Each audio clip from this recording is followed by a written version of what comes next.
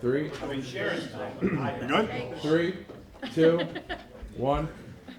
Call the meeting to order. Please rise for the pledge. Pledge allegiance to the flag of the United States of America and to the republic for which it stands, one nation, under God, indivisible, with liberty and justice for all. All right, first item on the agenda is we have to do the oath of office. Our student board member or alternate is now becoming our full-time student board member. Lucky you, right? I do solemnly swear I do solemnly swear that I will support the Constitution of the United States of America that I will support the Constitution of the United States of America and the Constitution of the State of New York, and the Constitution of the State of New York, that I will faithfully discharge that I will faithfully discharge, according to the best of my ability, according to the best of my ability, the duties of the position of student board member to which I am now assigned. the duties of the position of student board member to which I am now assigned. All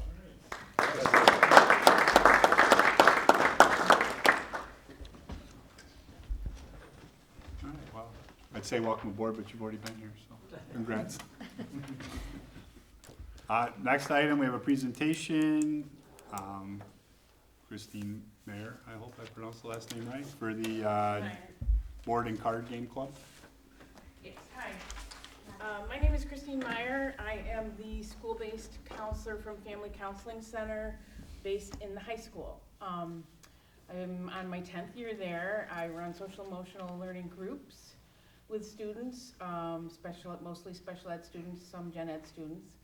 And I have built a community in our high school by working with these students and helping them learn how to self-regulate, communicate, problem solve. So it's been an open door policy for me to have students come in. So given that, I think a lot of our special ed students don't utilize some of the clubs in school. They don't stay after. So I was thrilled when 2 of my students came to me and asked if I would help start a club with them. And they would like to do cards and board games and things like that. And I think it would be really good for them because playing games helps build a lot of the soft skills that the students need. It teaches them how to work together, how to communicate, how to problem solve, how to self-regulate. So I think it would be really good for them, and so I would love to help them start this. I submitted a paper, I think you guys have, that the students wrote for you on why they want to start the club and what they want to do. So it would be Mondays after school from 2:30 to 3:30 in my room. I have a full classroom in the high school, so there's plenty of room for students to come in. I have lots of games. They want to play Pokemon cards, and it's funny because I asked them, well, how much are Pokemon cards? I'll get some. $80? I said, well, you guys can supply your own Pokemon cards. So, but I'm thrilled that they want to do this. They're very excited. So do you have questions on this? Yeah, it's Good idea. it's a great idea. Dungeons and Dragons game will take a lot more than an hour. Well, yes, and so will Monopoly, which they want to play too. But, you know, I have plenty of room, and they just love to, I mean, I have a lot of students that come in during lunch or before school. They get out cards. I already have all kinds of games and cards, and I already do a lot of that with them in groups. So they're used to that, being in that room, and we can always save it and continue the next week. It's going to be weekly on Mondays, unless, of course, I have a meeting or something after school, and we'd have to change it. But that's our plan. And I checked with the students to be sure they could get home. Is this just for special education students? No, Is there a maximum number that you think is? I don't know because it's right now it is special ed students. There's about 5 or 6 of them. Our plan, and I was talking to one of them today, and I said, so how are we going to build this? And he said, let's make an announcement. So we're going to make announcements on Mondays for any student who wants to come in. So right now I just have 5 or 6 special ed students. Great. But it can certainly grow. Yeah. Anyone would be welcome. We don't have any other kind of game club in high school?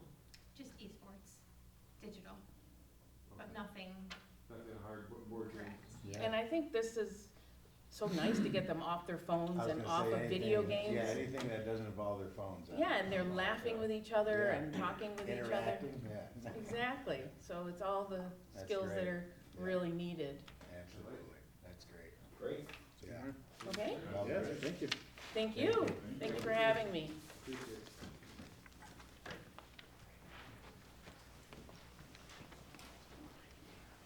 Next item on the agenda is public comment.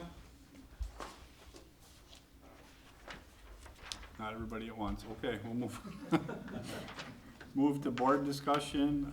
First item we have for that is the minutes from the January 8th meeting. Anyone have any questions, concerns on those? Motion to approve those by Ed, second by John. All in favor? All right, anybody else have anything else for board discussion tonight? All right, move on to the superintendent's report. Thank you, Mr. President. Good evening, everybody here in the room and joining us virtually. Before I start, I just wanted to point out a couple things on tonight's agenda. We have a donation from the First Choice Financial Federal Credit Union of winter apparel for our students. So we thank them for their generous donation. And we hope the kids don't need it too much because we like warm winters, but we know that Mother Nature's gonna come back at us with a vengeance probably at some point, and the winter apparel will come in handy, so we appreciate their generosity. Also, we have 2 retirements on tonight's agenda. We have Rick Douglas, 34 years, middle school, 6th grade science teacher, and Gloria Fernandez, a cleaner, retiring after 6 years. So we appreciate their years of service and wish them well. And I think Rick is scheduled to speak at graduation this year. Look forward to his words of wisdom. Rick's a character and a good man. He'll be missed. He'll be dearly missed. So, just a few items. Just wanted to give an update on the retiree health insurance. We told the retirees that we would make a decision by the end of January, and we did. We notified them on January 30th, so we kept them in the dark until the last minute. But we wanted to make sure we did things right, and we appreciate the retirees' patience. We are moving away from Humana effective May 1st. We are going with Empire Anthem, which is part of the Blue Cross Blue Shield coverage, which is a internationally recognized carrier. We think they're going to be in good hands. Sound like a commercial? But the coverage is we're told, I've yet to see a line item side by side, but I'm told it is nearly identical.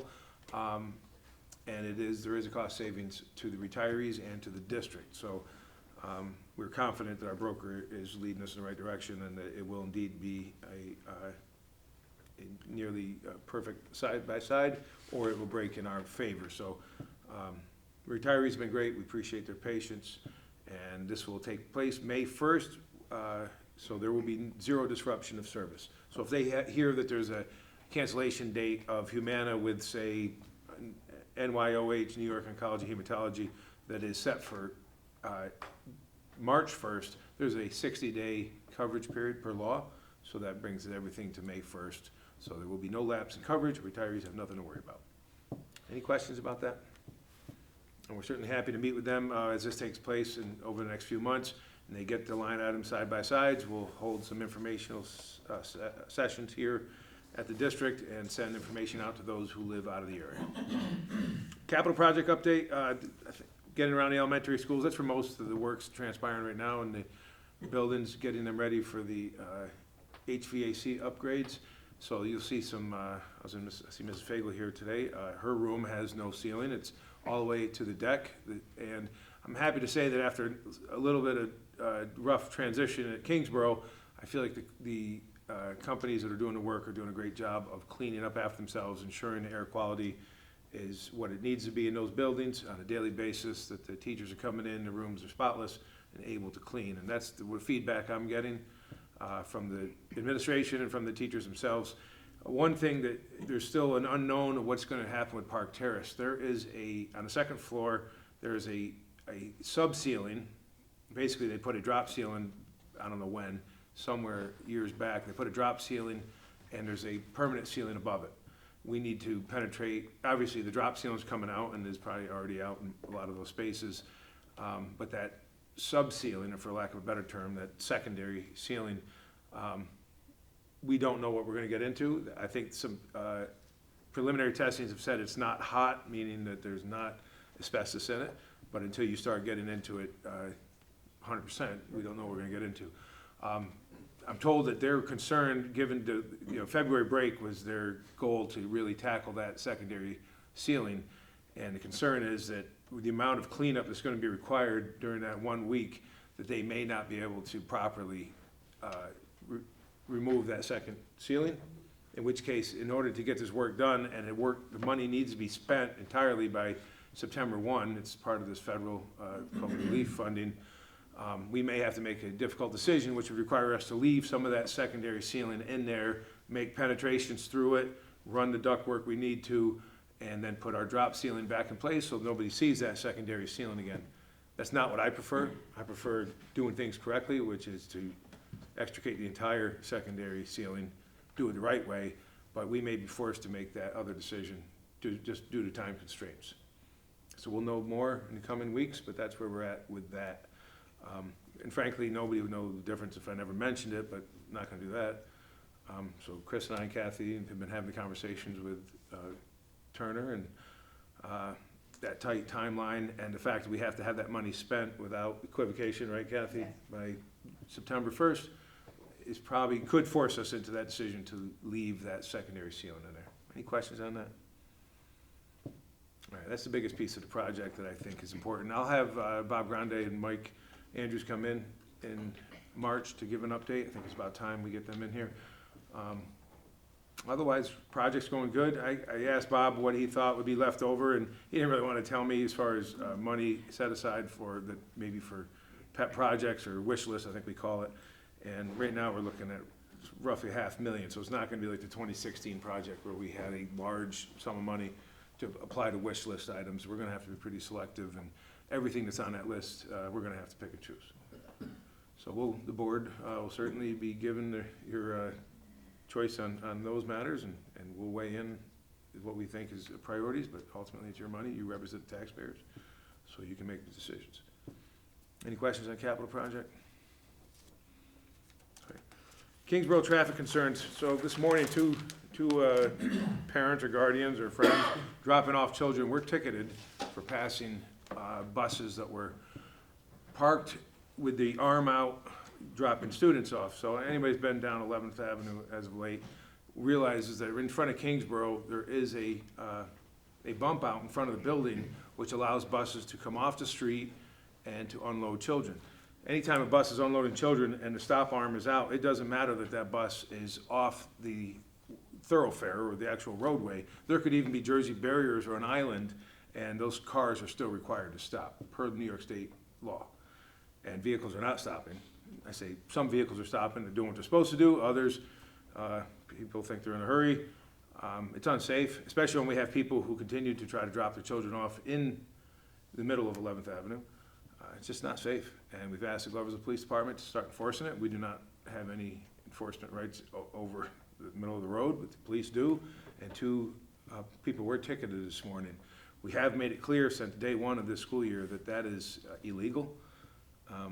And we're gonna try to enforce it. You know, there's a couple other things going on that we're gonna try to communicate to parents and guardians who are bringing their children. One, obviously dropping their kids off in the middle of 11th Ave is very unsafe. That's why we built that off-street drop-off loop. If they wanna walk their kids into the building, they're more than welcome to park somewhere on 11th Avenue, take it upon themselves on the side of 11th Avenue, we're not on the middle of the road, and walk their children to school. That's their prerogative, and we welcome to do that. Otherwise, we ask them to be patient and use the bus loop, and to be respectful that our staff is out there to help them and to help the children get into the building safely. And it's unfortunate that there's been some concerns with dogs in the car. I can understand our staff members are reluctant to open a door to help a child out of a vehicle if there's a dog in the back seat. I think it's fairly unreasonable for us to expect our staff members to open doors if there's a dog in the back seat. So made it clear to the building principals in those buildings that we do not expect our staff members to open doors if there's dogs. We're gonna communicate that to families. If you have a dog in a car, please park and bring your child up. I think those are reasonable expectations. And the last thing is we see children who are not in child restraints, whether it's car seats or even buckled. And we're mandated reporters. If we see something unsafe, we have to communicate that. So just ask the parents to be responsible and guardians, be responsible, keep your children buckled, help them get out. If they're unable to get out themselves, park and help them out and walk them over. Or our staff members have been asked to open the door, but we're not gonna be reaching in, unbuckling your children. Again, that's something that I don't think we can ask of our staff members. Just reaching into vehicles, you just don't know. You're taking liabilities and chances, and I don't have any expectation that our staff members should be required to do so. Any questions on that? So this is a conversation we had at both Park Terrace and Kingsborough. We expect the practice to be consistent between both of those buildings, and we will communicate that as best we can to the parents and guardians of those buildings in the next few days. District-wide attendance discussion. So I appreciate Osama on Facebook. I don't know if anybody read the comments, but I asked Osama to kind of put out a survey of sorts, just curious why our attendance dropped so much on 2-hour delays, and just venting really about our attendance concerns in general, because we continue to lag behind where the state expects us to be. But on 2-hour delay days last week, Monday and Tuesday, obviously we need to delay when weather's a factor. Our attendance on Monday last week was in the 60s across the district. GMS hit 70, but the rest of them were in the 60s. And on Tuesday, it was in the mid-70s across the district. And that's 1 out of 4 kids not coming to school. And I asked Osama to put it out on Facebook, and I spent the weekend, not the entire weekend, I spent about an hour reading all the comments on Facebook. Interesting. So I appreciate people commenting on it. I can appreciate people who need to get to work and don't have help, whether it's family, friends, to get their children to school on a 2-hour delay. That's a tough issue, and I certainly can empathize with that. And I spent time thinking, what can we do as a district? It certainly warrants the conversation. I can't sit here and tell you I have the answers to people in those situations.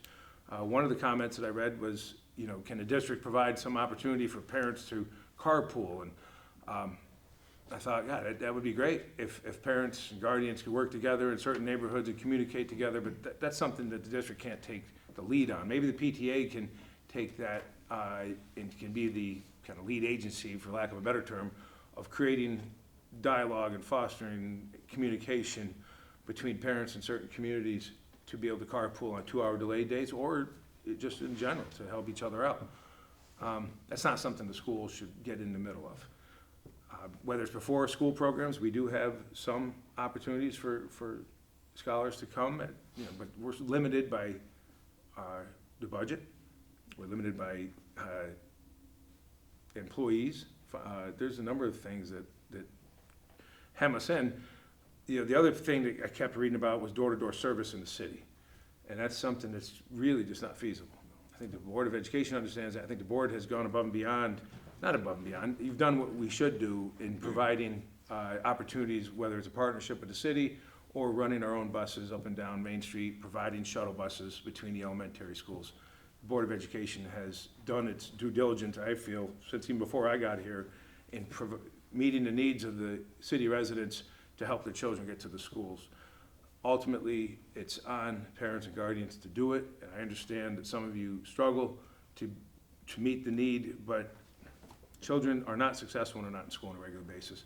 And we're not talking about 5, 10 absences a year. We're not bothering people whose kids are absent 5 or 10 times a year. We're talking about the 20, 30, 40, 50 days a school year. And it's not at one grade level or one building, it's K-12. We have kids that miss dozens and dozens and dozens of days a school year, and the ramifications cannot be overstated. Kids fall behind socially, academically. They don't want to come. It becomes habit forming. Not going to school becomes habit forming, just like going to school becomes habit forming. So I understand some people feel like, there's bullying. They'll say that there's bullying in schools or teachers are mean to kids. I mean, frankly, that's not true. Do we have kids that can say and do cruel things? Of course, every school in the country does. But our staff members react, our administration reacts. We are proactive in trying to deter, stop undesirable behavior. But the truth is we have 2,600 kids and you have 500 staff members. There's gonna be times when kids are gonna get away with saying something or kicking somebody in the back of the legs in elementary. Work with us. I ask parents and guardians to work with the school system to solution find, to keep their kids in school, hold kids accountable, make them better versions of themselves. It's what we're trying to do, and we need a good partnership with all parents and guardians to do that correctly. And the kids are the beneficiaries when the partnership between the schools and the families is healthy. That's all I have to say about that, but I wanted to say it. Vinny would say it's been a while since I've hammered away on attendance, so he missed out on it. Any questions about our attendance? I can't thank our staff enough. Administration, the building administrations do a great job of keeping it on the top of their priority list. And we see, victories here and there. Wintertime's always tough, but this has been a pretty mild winter. And teachers, support staff, I can't wait to get the bus drivers under our organization next year, because that's the first and last employees that some of our kids see, and we look forward to helping them make the kids feel welcome and safe on our school buses as well. Last thing I got is just a budget update, which is not much. The executive budget's been put out, and Gloversville, we are showing an increase in foundation aid, while much of the region is showing a loss of foundation aid. Obviously, the executive budget is subject to the legislative branch, and we expect those numbers to change. We don't expect to find ourselves in a position where we're going to see a decrease, but who's to say? Kathy, you have anything to add to that? No, that's, we're just waiting for the next round of budget Okay. negotiations to be finished up. And on our end, we're starting the preliminary aspect of working with the buildings to talk about, what they would love to have, and but truth is, that those conversations, until we really know what we're talking about, are almost pointless. But, it's always important to look into every classroom and every building and look at what you're doing, how you're doing it, why you're doing it, can you do it better? So those conversations are year-round. That concludes my report. I do have several items in executive session, personnel, and negotiations. Okay, any questions? All right, move on to the next item, is administrative reports. I'll turn it over to Christina Elias and Nick Snow, high school. And then I'll move on to the way.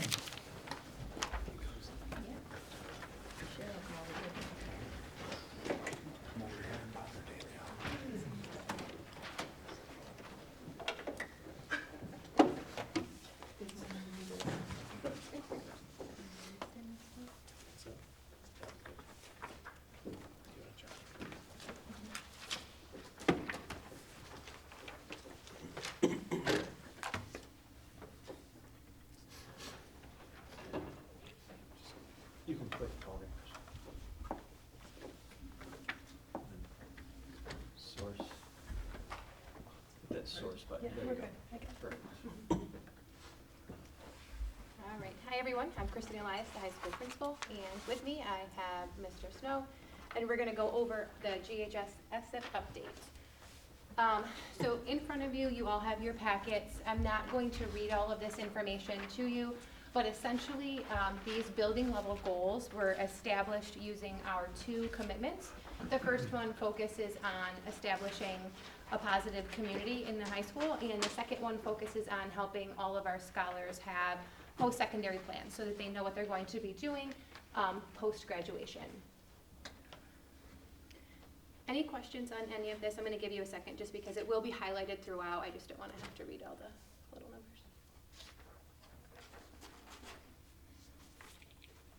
So some data that we did want to start out with is attendance, first and foremost. We're definitely not where we need to be. We're not hitting state expectations. I know that you did just hear that, but we are trending in the right direction. We've seen a pretty substantial increase over the last 2 years. We're hitting at almost 90% with 2 of our grade levels, 9th grade and 12th grade, hitting 90% overall for the year. Our sophomores and our juniors are falling behind, with the sophomore population representing one of the largest classes that we do have in the high school, and they're currently at 85%. They have been a problematic, if you will, cohort for many years. We are working with them to try to determine what deters them from coming to school more than the average high school student. And we're not coming up with anything definitive. It just seems that they are more chronically absent than their same age peers. In addition to that, the next one that you'll see here is our tardies. Our goal was to decrease by 5% over the course of this particular school year. You can see that we're not necessarily on trend to do that. But something that this information gave us was, you'll see the bottom number that says roughly 3,000 students are in before first period. That really was eye-opening for Nick and I. That's telling us that our scholars are not finding value in homeroom. So that led us to a conversation with what can we do that's more impactful with our master schedule. So we're currently looking to revamp the master to get rid of the homeroom period, to put something in the middle of the day that would help scholars, like an advisory period or a school-wide study hall, if you will, that can be utilized to not only increase contact time with teachers, but also in the middle of the day, so hopefully we get our kiddos in the door and on time. Another piece of data that we've been looking at, we started with the goal of reducing our referrals by the end of the year to 1,550. Currently, we do not appear to be on track for that, as we're at 1,028 by mid-January. However, a big change that we do have is we have implemented a cell phone policy, which is no cell phones in classrooms. You can only use them in hallways, during your study halls if you're passing all your classes, and in the lunchroom. So we've had a pretty significant number of technology violations, if you will, over the course of this year, which has certainly raised that. We think that just due to the higher frequency of the technology violations that we are seeing an increase here. But for the most part, the kids are abiding by our new policy, and the teachers are enforcing it, and that's what we've asked. One thing that is going to be coming up as well, we are going to be sharing with our staff as part of our MTSS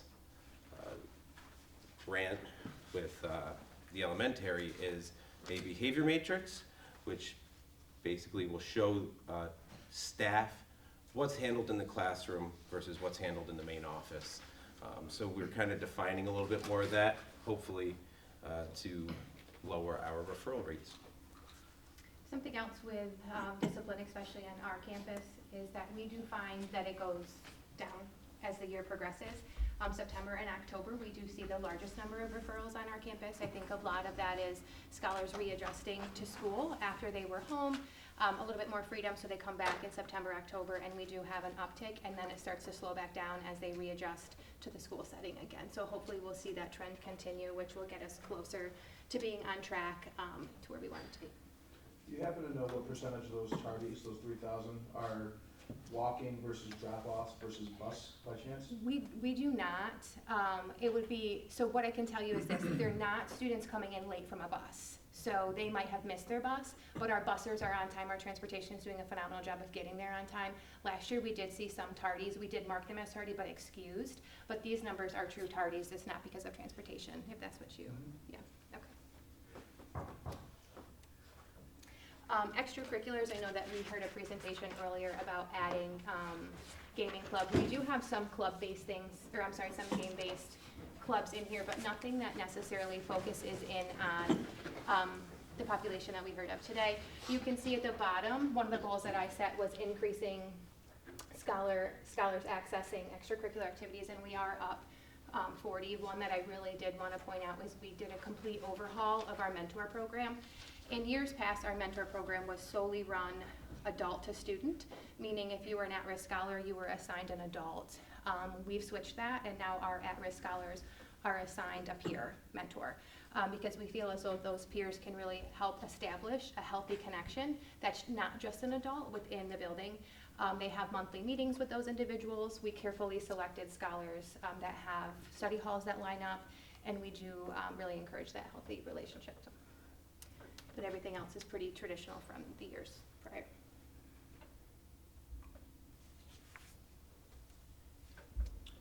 So this year we have implemented a credit recovery program in the high school. This was done over the summer, was really when most of the hard work went into it. We have several courses that are eligible for credit recovery. So if a student meets the criteria, which is failing between a 55 and a 64, they're able to come in and work over the course of the quarter on credit recovery materials, which the department chairs and departments actually put together for them. And if they do well enough, they can actually raise their grade from the floor grade of a 60 up to a 70. So again, we're just giving them another opportunity to do well academically. So now we have pretty good number of kids who were eligible for the first quarter. And, for the first quarter, and now we're doing the second quarter, getting that all set up currently. Actually, today we worked on it, yeah. The rationale behind the implementation of this is to hopefully close that gap that you would see between grades and Regents passing scores, right? So we understand that if our students have large gaps in their instruction, they're not going to necessarily be able to achieve on Regents exams. So the hope is to give them another opportunity to access that information, to prepare them for the Regents exam in June. Should we see changes to our master, this is something else that we really hope to build further by utilizing that academic advisory period to give them contact time with certified teachers, especially those individuals that take the bus. Post-secondary planning obviously is kind of one of the largest foundations that you have in a high school building. These are the activities that we have had for our scholars so far this year. The largest one is going to be our work with SchoolLinks. So we changed platforms into SchoolLinks. All of our students are now registered into that program. Most of them have at least had one assessment. And those assessments range from everything: what are they interested in, what type of college do they want to attend, what type of job do they want to have, how much money would they need for those types of, for the lifestyle that they would like to live, and things of that nature. It covers really a wide range of opportunities. It also really narrows it down to specific things like internships, for instance. So if they have identified a specific path that they would like to take, it even has built right into the system opportunities for potential internships should they be available in our area. All of our faculty will be training on the March day on SchoolLinks to kind of allow them to see what else the platform has to offer, because we're not yet using it to full capacity because it is new this school year. We did begin our scheduling for the 24-25 school year, so scholars are beginning to fill out their course recommendations. All juniors will sit down with all juniors and their families will sit down with their school counselor to have a one-on-one conversation, because as you know, from junior into senior year, it's really important for that post-secondary planning piece. Mrs. Lice, is there an upcoming career day in the spring? There will be a career day in the spring that's in the infancy stages of planning. That's something that we did not have last year that I know was something that was a staple in the district in the past, so we are going to be doing that. For this particular career day, it will be for GHS students only. We're not necessarily going to be opening it to the community this time, but we will have local businesses in to share opportunities, yes. Any other questions with any of this? I I'm have sorry. a question. Yeah. That's okay. So, like, I know there's a lot of scholarships available for kids here. So I know, is there like a letter, because I have a son who's a Yes, senior. that's a great question. That comes out. Yes.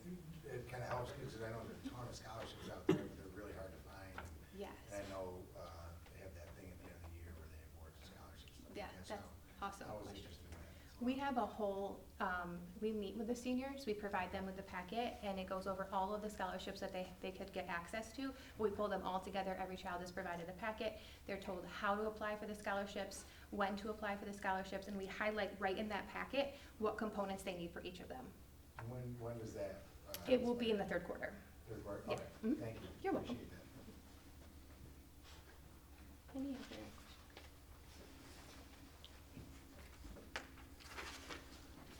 All right, so hitting back on attendance, we are continuing with our Strive for 5 messaging.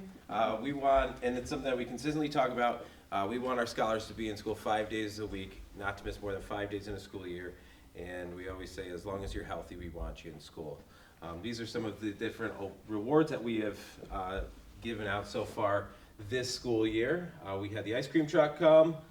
We gave out some giant cookies. Free game ticket with pizza, so we had for a basketball game, and hot cocoa was in December. In January, I forget what the January one is. We're working on January right now. We're gonna get the numbers together this week, and we gotta take a look at our last meeting and see what we planned for them. The other thing with attendance awards, I know Braden probably participated last year in the carnival. We will be bringing back the carnival, which is a large-scale celebration for attendance purposes. We're looking at mid-April. We just met with our building leadership team today. So we're looking at the second week of April, which is a larger opportunity to celebrate those scholars that are on campus on a regular basis. Currently, we have a lot of different things happening around the building regarding social emotional learning. We've covered a variety of topics so far this year. This is the Castle 5 different competencies. We've covered self-awareness, relationship skills, social awareness, and self-management. The scholars who are invited to these groups are basically nominated by staff members. So if we have a faculty member who notices that we have a scholar who needs some assistance with self-awareness, they are putting their name into a Google form. We're taking that and providing those scholars opportunities to work with some of our counseling staff to develop some of those skills. Another thing that we just did, we had our wellness day last Monday. We had a great time then. We had everything from Snake Man to yoga. We had lots of different opportunities for the kids to sign up for.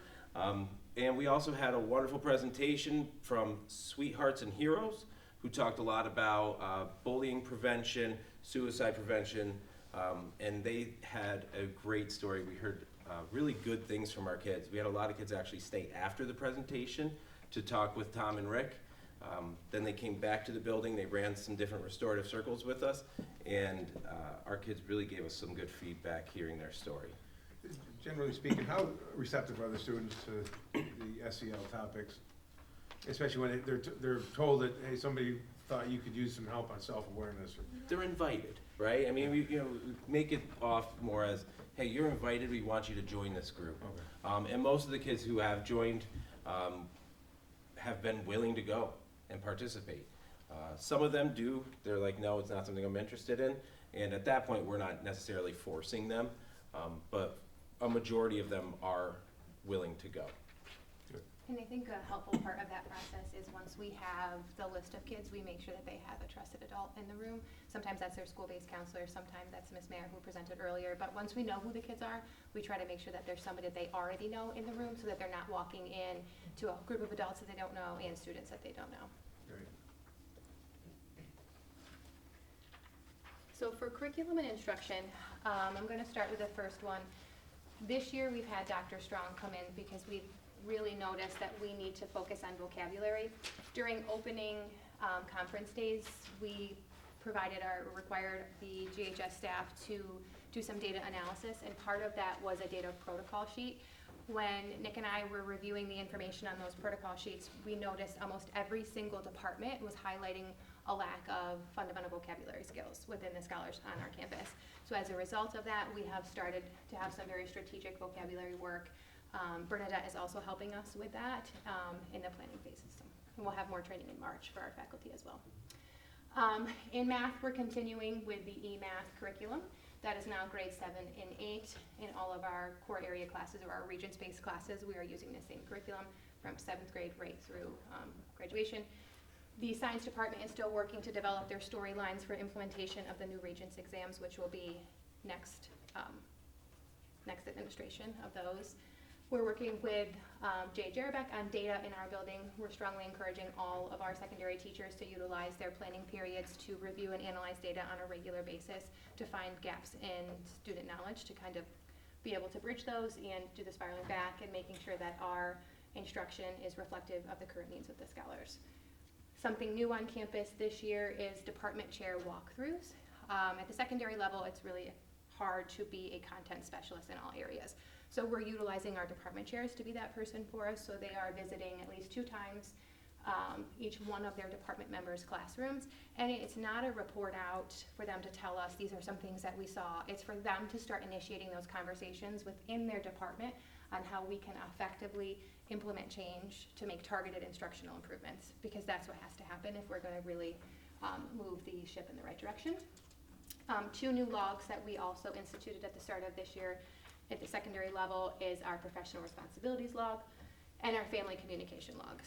We use both of those. So professional responsibilities is the way they indicate what they are doing during their professional planning time, which is the percentage of their planning that is technically owned by the district. We monitor that along with the department chairs. And then family communication log, when they're calling home, when they're reaching out to families for scholars, they log it, which allows Nick and I to determine, if there are those repeat cases, do we have to really bring a committee together? If multiple teachers have to call home on the same student, we might have a larger scale issue that we have to work on. So having those logs really does allow us to do that. And the professional logs also helps Nick and I stay informed on what's happening in our classrooms on a regular basis, because we can read through there and get a snapshot for the instruction that's taking place. Academic tutoring is new on campus this year as well. So one day, so Monday's math, Tuesday's science, so on and so forth. Scholars can have a 1 hour time frame to stay after school and get extra help on their homework. It's also where we are putting our credit recovery time. So if they were provided a packet, they have an opportunity to work with a certified individual. I do think that these are things that would improve should we see a shift in our master because of our busing students, right? So it will increase equity should we have a time throughout the course of the day that we can get access. Over here, this is exciting. We had 13 seniors that are currently on track to obtain their seal of biliteracy. They've completed their presentations. They did that over Regents Week, which was wonderful. Nick and I were able to sit in some of those. And then down here, this is the seal of civic readiness. We talked a little bit about that last year. I introduced it to you in my board presentation. We have 45 seniors completely on track with an additional 35 that maybe could get it. I'll explain the discrepancy in numbers. So the seal of civic readiness is implemented so that all students have opportunity for that. All students take the 4 years of the social studies, so it gives more opportunity for more kids to get it. The seal of biliteracy is a little bit different because you have to make it to upper level language to even be initially qualified, if that makes sense. I wanted to touch base just quickly on the Blue Ribbon Commission. The hope is that things like the seals and having different pathways for students is where the state is going. So we are preparing our campus for the event that does happen so that we can increase those students that are eligible for graduation based on not just those 5 Regents exams.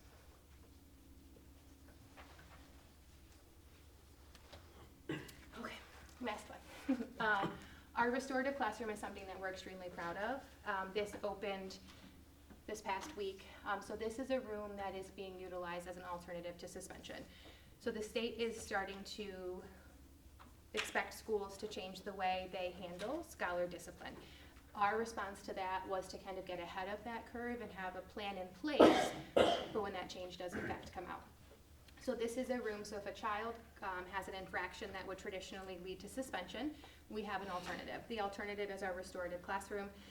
It went through the entire planning phase. We met with our building leadership team, our SEL committee, and we obviously had the staffing that we had to figure out. We were able to hire a special education teacher mid-year, which was fabulous.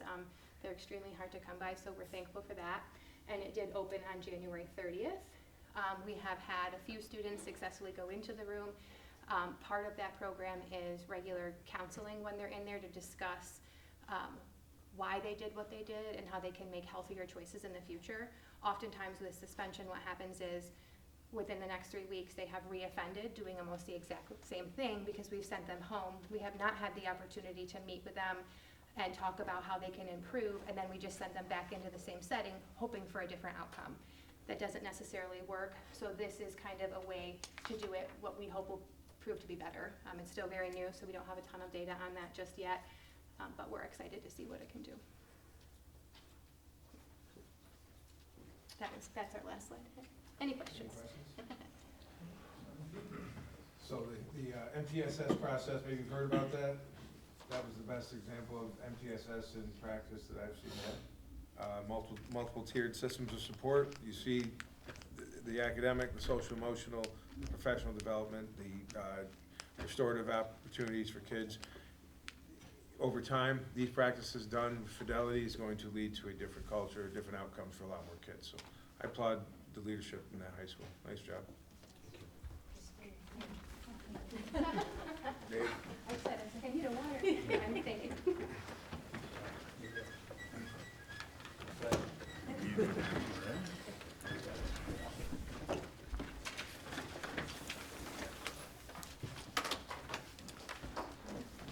All right, next item is the student board member report.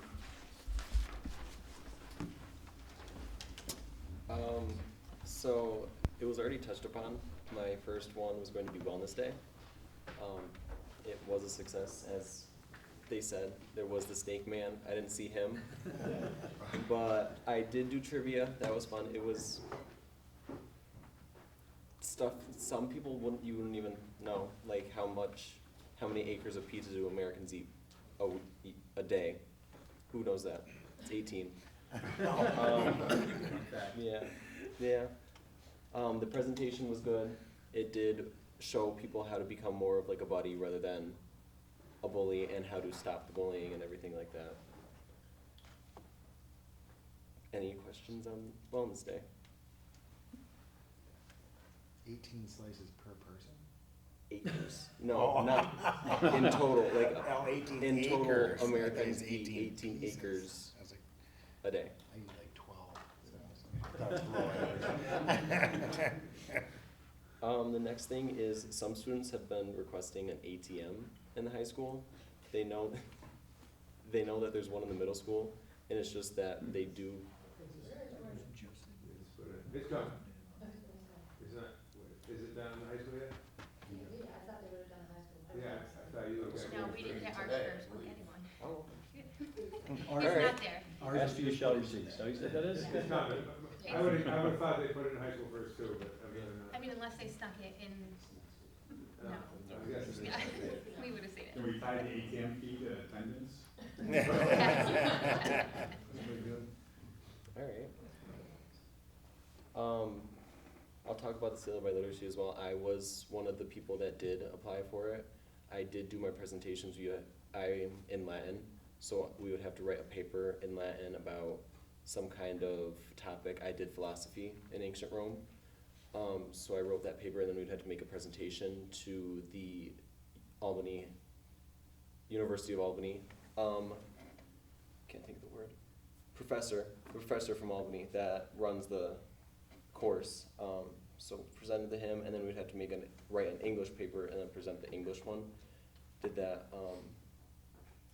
All of my Latin class passed it, so that's what I can give you. I don't know about the 11th graders that did it for English, or the Spanish.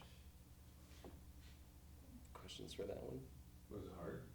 No, because you could reuse something that you've already written in English. Not everybody did it either. Yeah, not everybody did it though. There were only 2, I believe, that didn't do it in my class. You could reuse an English paper, so you already had that. I did write a whole nother one, just because I didn't want to use an old one. It would have been about Halloween. I didn't want to talk about Halloween. And then the last thing are the ceilings at the school, the tiles. Since it did rain a couple weeks ago, they are getting a little water damage, and the teachers are just wondering about like the ceiling, like when the roof, or like I was the gonna progress ask of the that, roof. So that's the first I've heard about. Yes. I did, there was a lease by the gym, where are So these we ones? have a few leaks, the construction company, they're aware of it and they're working on it, and then they will replace the tiles. So it was down heading into the 800s, and then in a couple of our classrooms, they were new. They had not leaked there prior, so he is correct. We had some with the heavy rain, but Sydney was on site. So, it continues. We'll hold, turn her over to the fire. Sure. Yeah. Auditorium. Yeah, it's, you know, when you have, I don't know, probably millions of square foot of roof, flat in northeast, even though it's a new roof, there's penetrations made everywhere. I'm not surprised to hear it, but I'm not thrilled to hear it either. So, I'm glad to hear that's the first time I heard those issues in high school, but as long as the high school administration is aware of it and they're working and Turner's trailers right there, it will be addressed. That's it for me. Yeah. Okay, thank you. Well, enjoy your trip next week. Where you going? That's what happened, you know the family, come on. We're on a cruise. Flying down to Florida, going to Portola. Good for you. Enjoy. Not pulling that. No. All right, next we have recommended items. Not pulling it. Items 9.01 through 19.27. Any questions, comments on those? Motion to approve. Any, seconded by Heath. All in favor on those? All right. Motion to go into executive session. Sharon, seconded by Mike. All in favor? All right. Thank you, everyone. There'll be no action taken afterwards.